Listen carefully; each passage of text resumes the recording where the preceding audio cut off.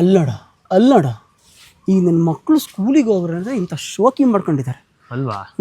ಕರಿಯೋಣ ಕರಿ ಬುದ್ಧಿ ಹೋದಾರಣ ಕರಿ ಬರಲ್ಲ. ಎಷ್ಟನೇ ಕ್ಲಾಸ? ಹೇಳ್ತು ಸ್ಕೂಲ್ಗೆ ಹೋಗಿಲ್ಲನಾ? ಸ್ಕೂಲ್ಗೆಲ್ಲ ಯಾರು ಹೋಗ್ತಾರ?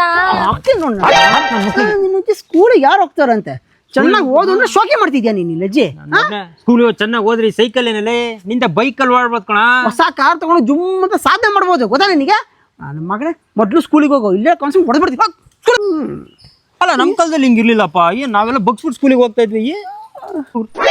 ಮತ್ತಕ ಬಂದು ಅಣ್ಣ ಒಂದು ಸ್ಮಾಲ್ ಡೌಟ್. ಏನು ಹೇಳ? ನಿಮ್ಮ ಹತ್ರ ಬೈಕ್ ಇದೆಯಾ ಅಣ್ಣ? ಬೈಕ್ ಎಲ್ಲ ಇಲ್ಲ ಕಣ. ನಿಮ್ಮ ಹತ್ರ ಕಾರ್ ಇದೆಯಾ?